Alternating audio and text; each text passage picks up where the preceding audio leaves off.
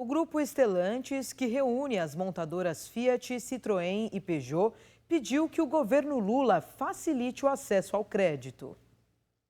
O presidente da Stellantis para a América do Sul, Antônio Filosa, defendeu nesta quarta-feira que a equipe econômica do governo de Luiz Inácio Lula da Silva facilite o acesso ao crédito da população para a compra de automóveis.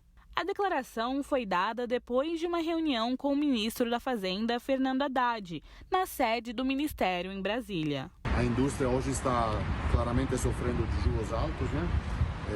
Então nós precisamos de medidas que possam oferecer acesso ao cliente, independentemente dos juros, que nesse momento são altos, então penalizam a indústria. Ele mencionou que a inflação do segmento foi uma das maiores do mundo no ano passado e que a isenção fiscal ajudaria a baratear o preço dos automóveis. Filosa também disse que a Stellantis está disposta a contribuir com o governo para facilitar o acesso da população ao carro popular.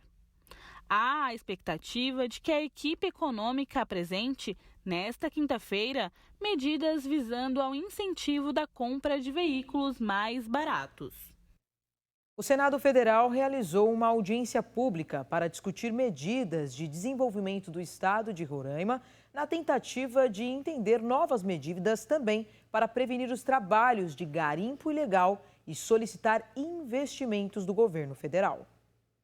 De acordo com o ex-secretário de Planejamento do Estado de Roraima, Diego Alves, promover educação para os povos indígenas deve ser responsabilidade do Estado, junto com a Fundeb. Alves também pontuou que hoje o Estado contribui mais do que recebe do governo federal. A educação indígena é de responsabilidade única e exclusiva do Estado, via Fundeb. Sendo que, não sei se é do conhecimento dos senhores, o Fundeb é da seguinte forma: os estados contribuem para o fundão, que é o Fundebão, e depois há a repartição por matrícula. Roraima recebe 200 milhões a menos do que contribui. Contribui, vamos supor, com 700 milhões, recebe 500 milhões de volta. E, além disso, não goza da possibilidade de contar com a contrapartida federal.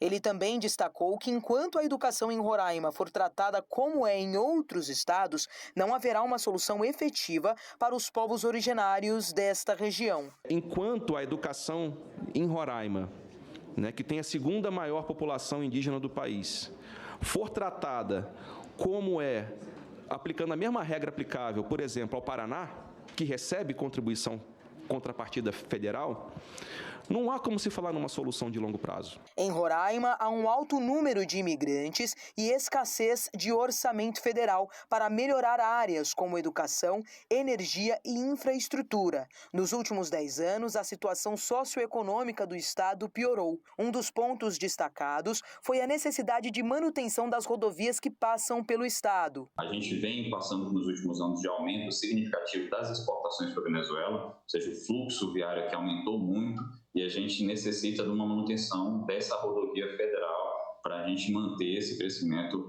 provido no estado de Roraima. As autoridades também destacaram que é necessário o desenvolvimento de tecnologias, principalmente para auxiliar na exportação de petróleo para países da América Latina, além de atender outras demandas que estão paradas no estado, como promover segurança energética e melhorar a infraestrutura. Já que existe essa conexão com a Venezuela, com a Guiana, e basicamente a Guiana agora trabalhando com óleo, exploração de petróleo, a Venezuela conhecida por exploração de petróleo, certamente existe a necessidade de desenvolvimento de tecnologias associadas a esse tipo de exploração. Nós pedimos que todas essas demandas reprimidas do nosso Estado, elas sejam atendidas, sim. Ali tem mais de 600 mil brasileiros.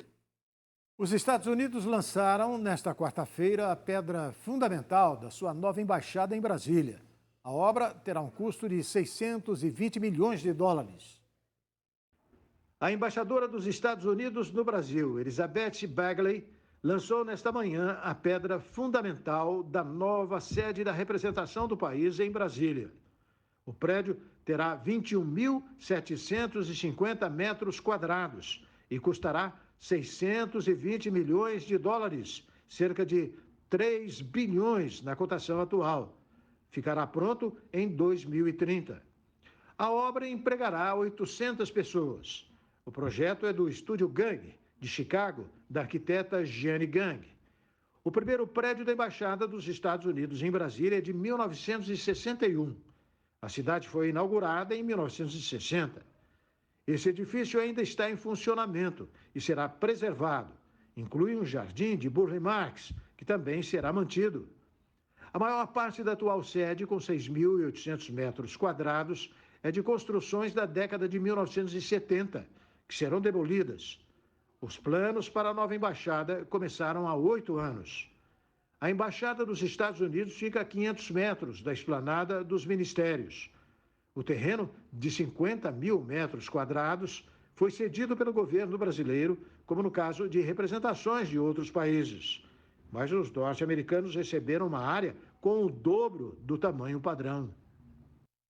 Em instantes, deputado estadual paulista, delegado Olim, apresenta novo projeto contra maus tratos aos animais. Considerada a rainha do rock and roll mundial, a cantora Tina Turner morre aos 83 anos.